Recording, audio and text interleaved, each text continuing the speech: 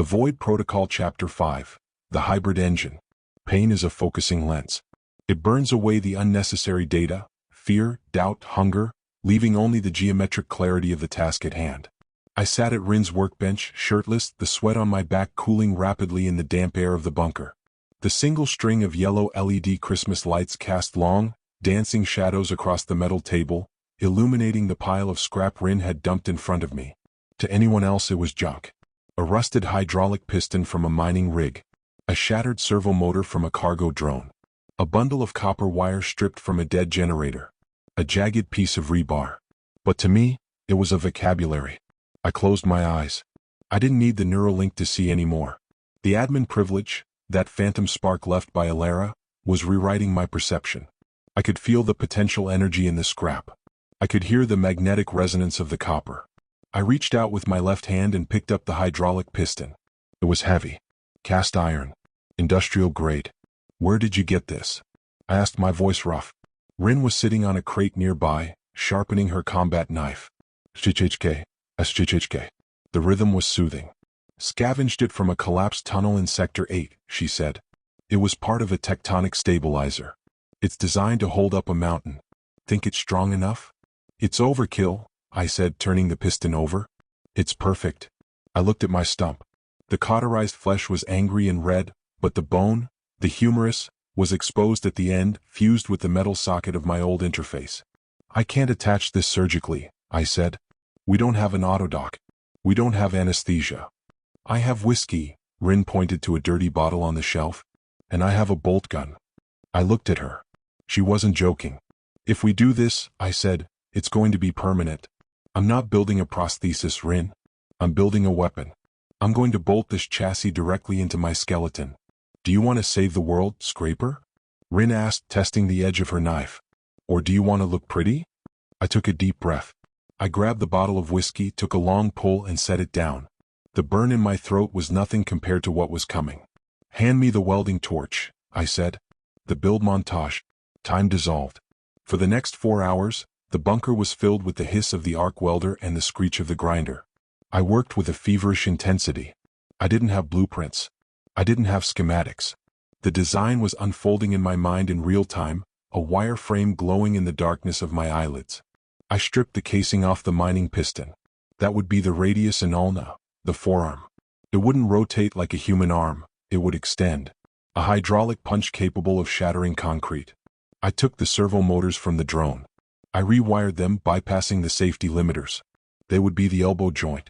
Fast, twitchy. For the hand, I didn't try to replicate human fingers.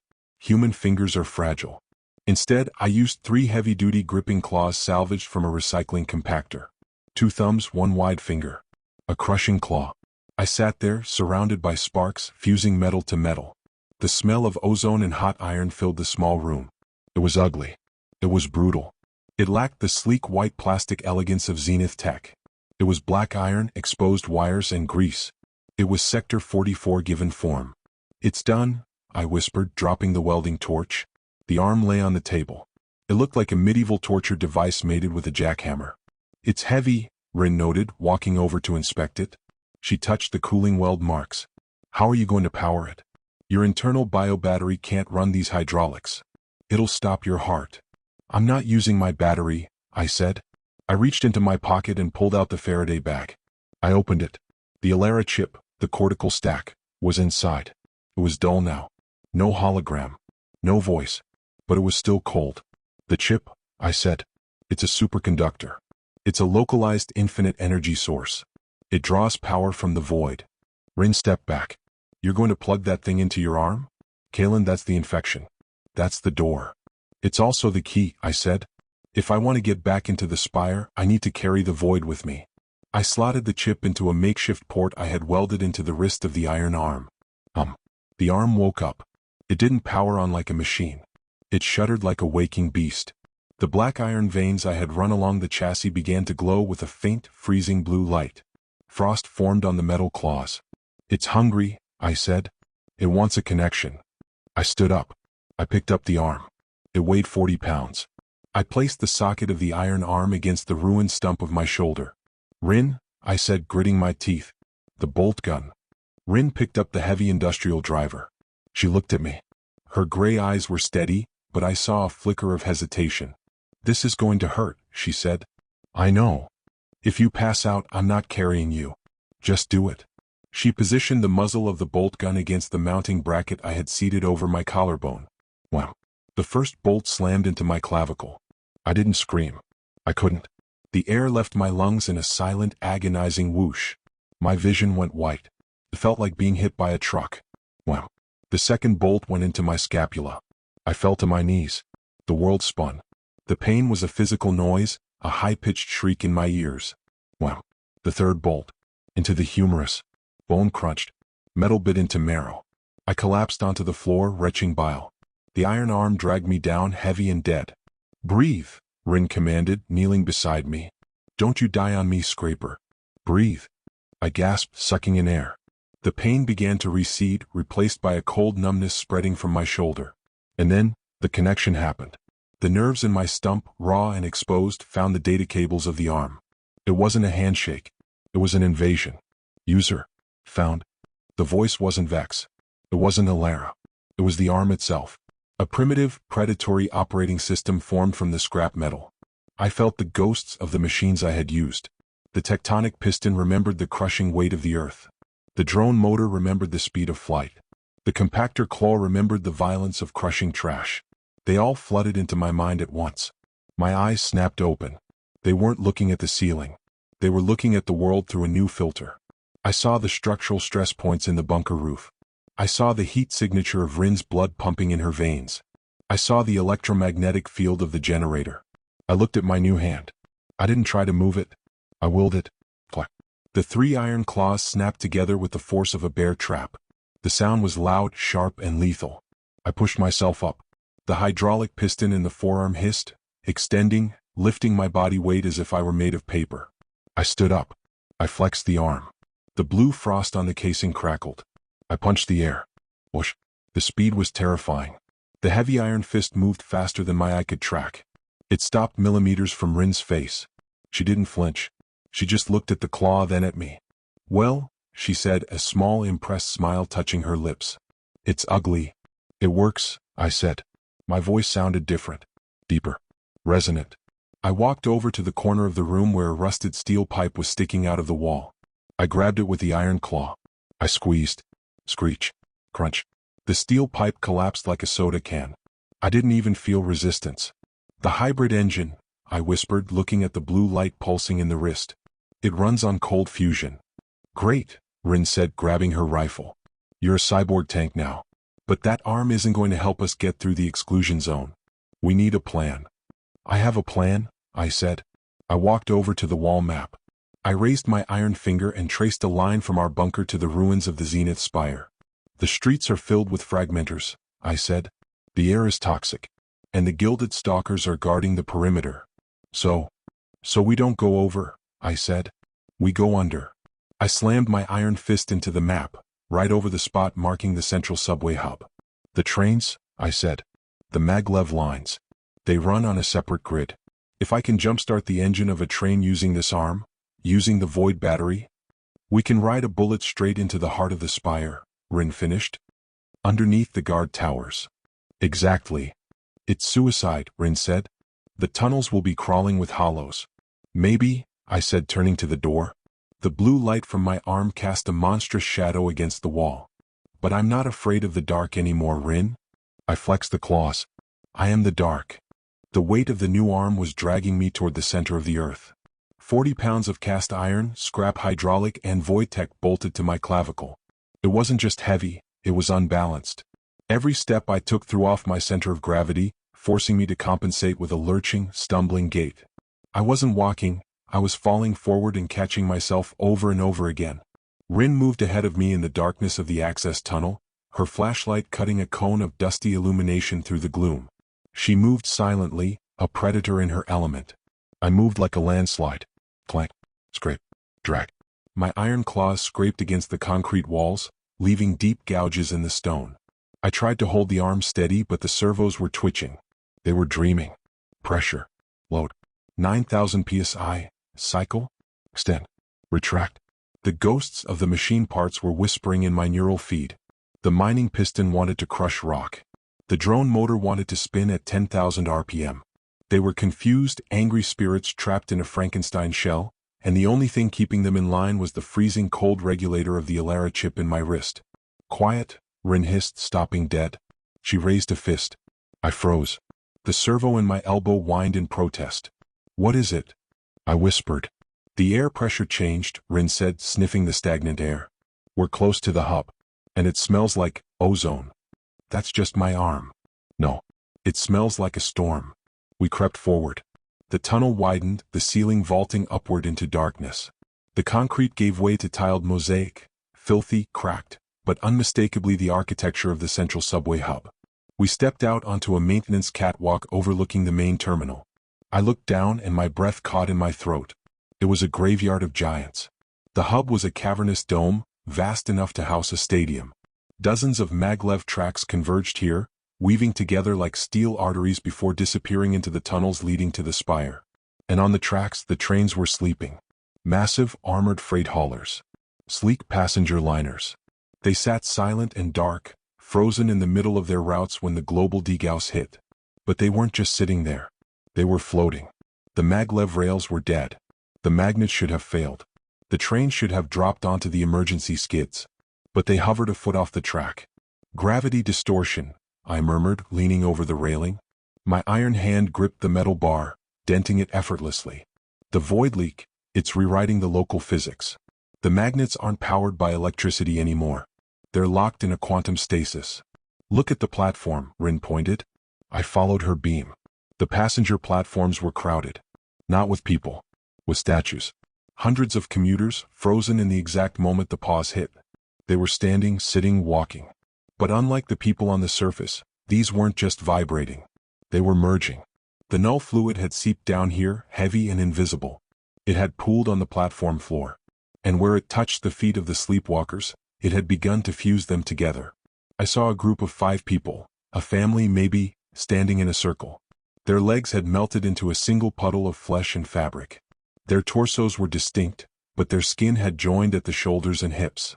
They looked like a hydra of limbs and heads, swaying gently in the draft. The sound of their vibration was amplified by the acoustics of the dome. It sounded like a choir of bees. We have to go down there?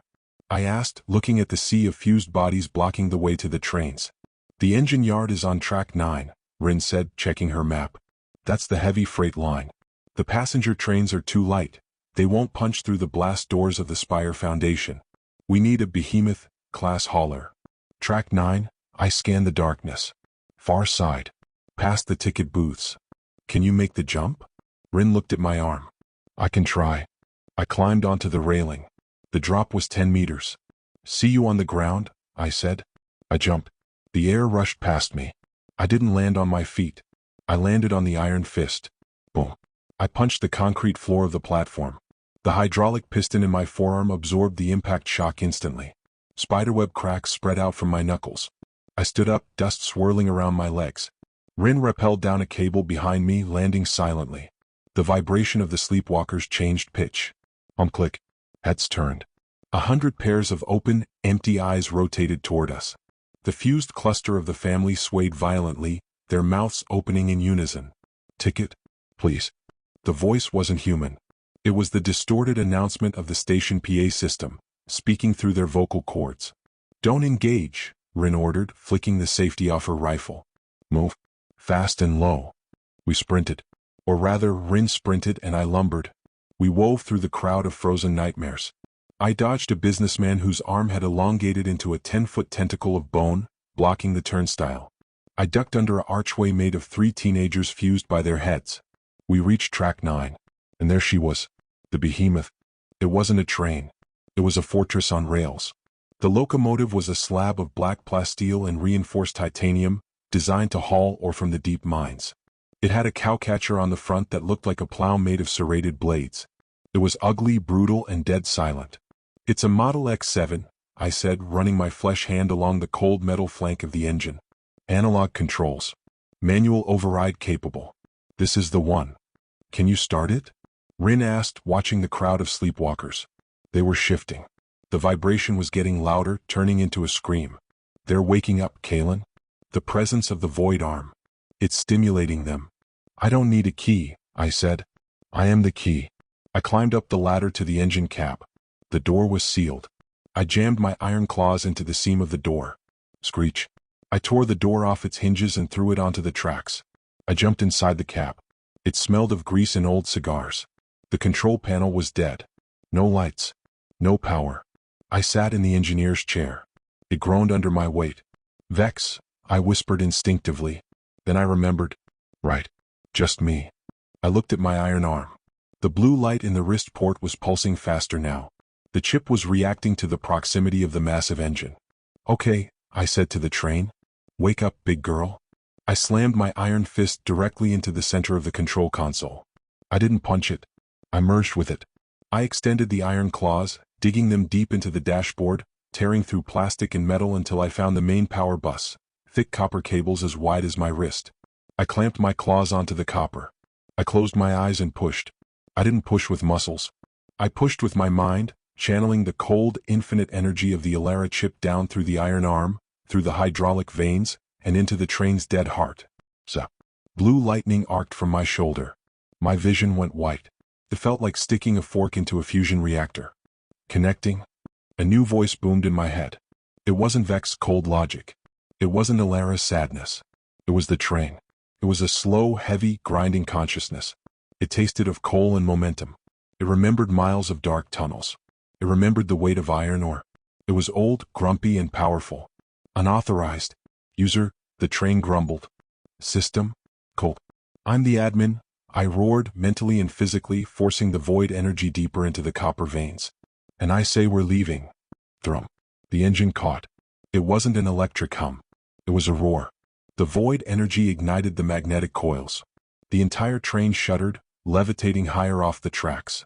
The cabin lights flickered on, not yellow but a ghostly, freezing blue. Frost spread across the dashboard, freezing the air instantly. Engine online. I shouted out the door. Rin? Get in. Rin was on the platform, firing into the crowd. The sleepwalkers had fully mobilized. The fused family Hydra was slithering toward the train, dragging itself on a dozen mismatched hands. Bam. Bam. Rin blew the heads off the Hydra, but it kept coming. She turned and sprinted for the ladder. She leaped, grabbing the handrail just as the train lurched forward. I pulled her inside. Go! She yelled, slamming the heavy cabin door shut, or what was left of it. I grabbed the throttle lever with my flesh hand. It was frozen solid. I grabbed it with the iron hand. Crunch. I crushed the handle, but I pushed it forward. Full throttle. The behemoth didn't accelerate smoothly. It launched. The G-force slammed us back into our seats. The view outside the window blurred into streaks of neon and gray. We plowed through the blockade of sleepwalkers on the track. Thud, thud, thud, thud. It sounded like hail hitting a tin roof. Bodies were vaporized on impact with the void-shielded cowcatcher. Black slime smeared across the windshield. We were moving. 100 knots. 200.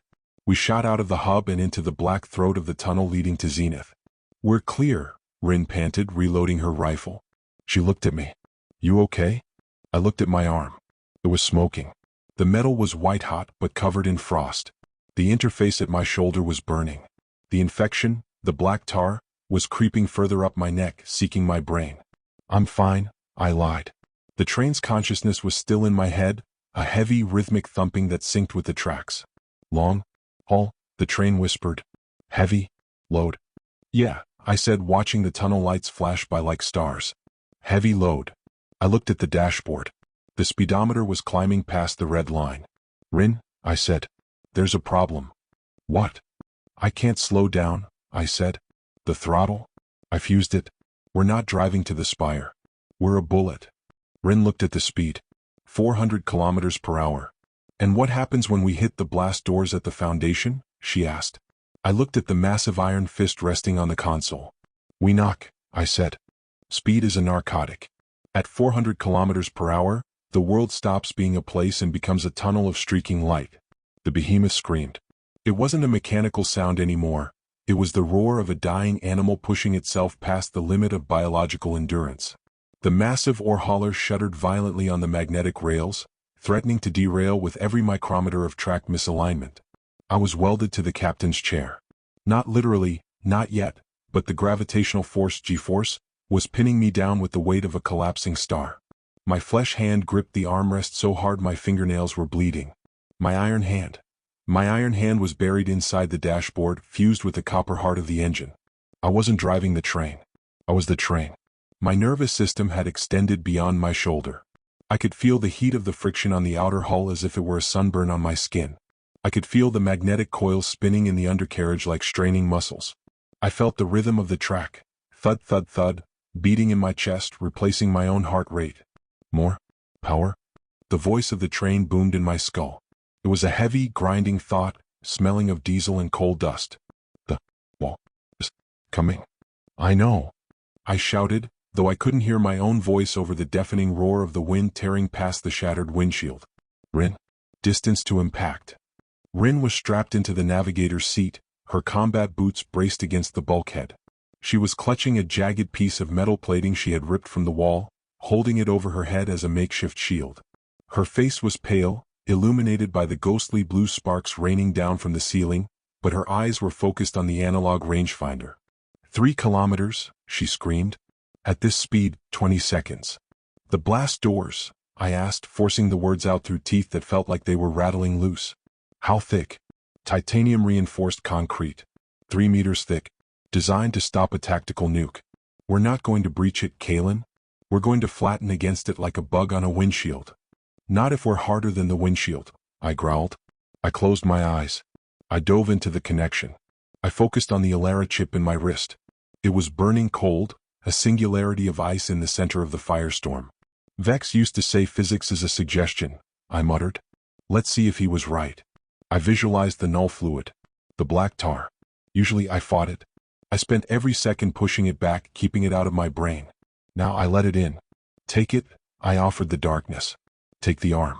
Take the train. Just get us through. The reaction was instantaneous. The black tar didn't just ooze, it exploded from my shoulder socket.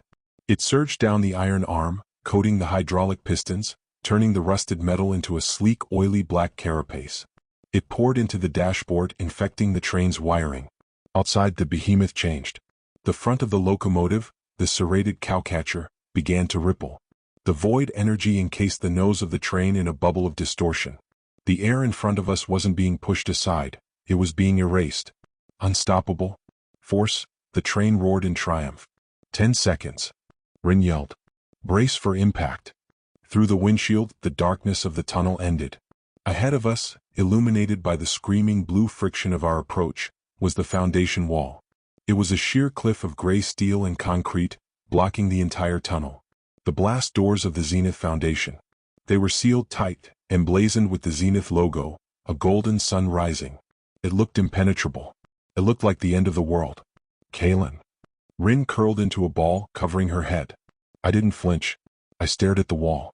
I tightened my iron grip on the train's soul. Knock knock, I whispered. 5, 4, 3, 2. I pushed all the void energy to the front. 1. Impact. Time dilation, active.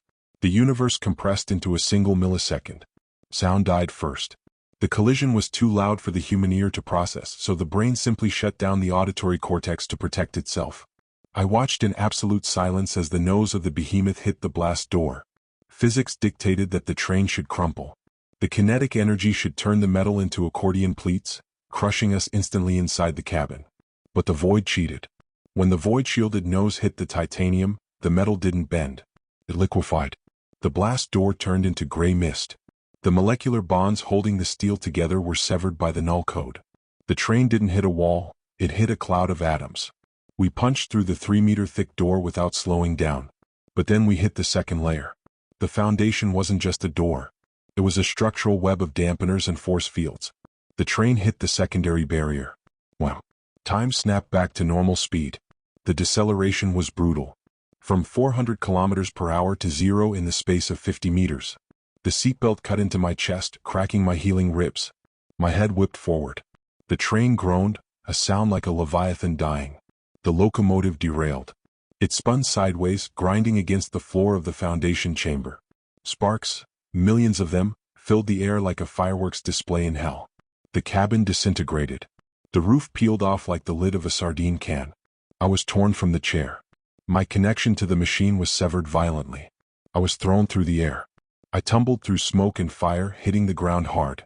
I rolled, skid, and slammed into a pile of crates. Blackness. Scene transition. The wreckage. Scraper. Kaelen. The voice was fuzzy. Distant. I coughed.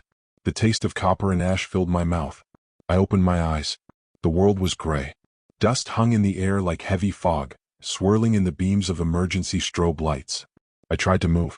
My body felt like a bag of broken glass. "I'm here," I mumbled. Rin was kneeling beside me. Her face was bloodied, a nasty gash on her forehead, but she was moving. She checked my eyes with a small penlight. "Concussion," she diagnosed. "But you're alive. How the hell are you alive?" I sat up, groaning. I looked at my arm. The iron arm was still there, but it had changed. The Frankenstein look was gone. The welds, the bolts, the exposed wires, they had been smoothed over. The black tar had solidified, fusing the scrap metal into a seamless, organic-looking carapace. It looked like armor grown from obsidian. The Alara chip was no longer visible. It had been absorbed deep into the wrist. I flexed the claws. They moved silently now. No servo whine. Just deadly silence. "Upgrade," I whispered. I looked around. We were inside. The foundation chamber of the Zenith Spire. It was vast. A warehouse the size of a city block, filled with shipping containers and loading cranes. But behind us, the wreckage of the train. The behemoth was gone. In its place was a twisted sculpture of modern art. The locomotive had telescoped into itself, a crushed ball of steel burning with blue fire. And the blast door? There was a perfect, circular hole punched through the 3-meter steel wall. The edges of the hole were smooth, cauterized by the void energy. "We knocked," I said, standing up on shaky legs. "Yeah," Rin said, looking at the hole. "You knocked the house down." She handed me my pulse pistol.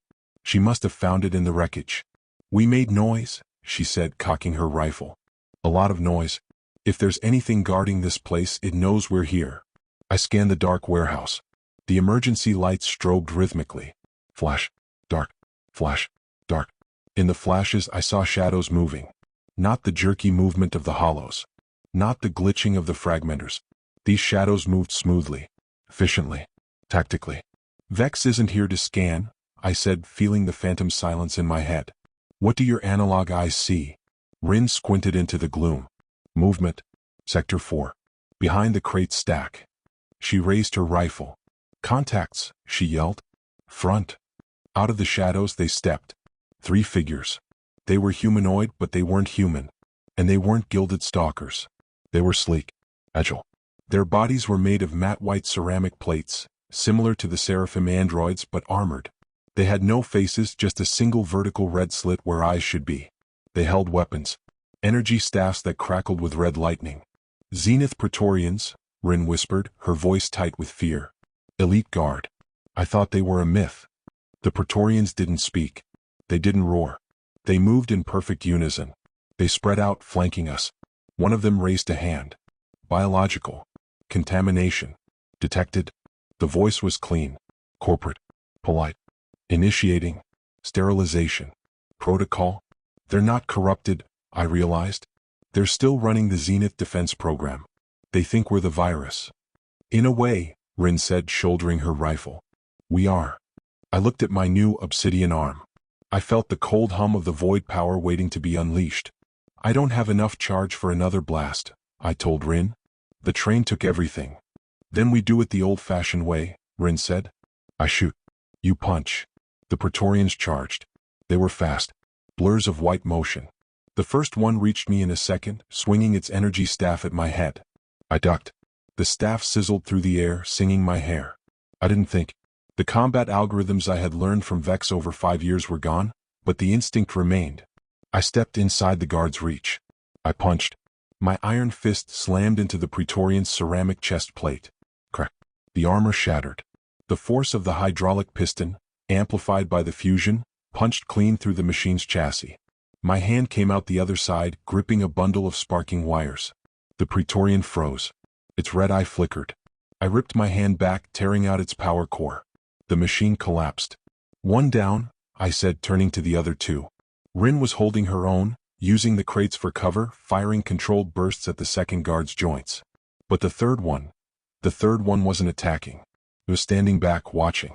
It raised its hand to its head. Threat. Level. Updated. Calling. Shepherd. Stop it. Rin screamed. It's signaling. I lunged, but I was too slow. A high-pitched signal pierced the air. And then, from the deep shadows at the far end of the warehouse, something answered. It wasn't a machine sound. It was a howl. A biological, wet, hungry howl that shook the dust from the ceiling. The remaining Praetorians immediately stopped fighting. They backed away, bowing their heads. What is that? I asked, backing up until my back hit the wrecked train. The Shepherd, Rin whispered. I read about it in the files. It's not a robot. It's the pet. Heavy footsteps shook the floor. Boom, boom, boom. Into the strobe light stepped a nightmare. It was massive, 4 meters tall. A quadruped. It looked like a wolf, but it was made of meat and gold. Its body was a grotesque fusion of biological muscle, harvested from who knows how many sleepwalkers, and gold-plated armor. Its mouth was a cavern of rotating saw blades. And on its back, mounted like a turret, was a sonic cannon. It had no eyes. It sniffed the air. It smelled the void on me. It roared, a sound that shattered the remaining windows of the train wreck. The Golden Wolf. I looked at Rin. She looked at me. We're going to need a bigger train, she said. I looked at my arm. The blue light was faint, flickering, recharging slowly. Run, I said. We turned and sprinted into the maze of shipping containers, the Golden Wolf crashing through the crates behind us, its saw-blade mouth revving up for the feast.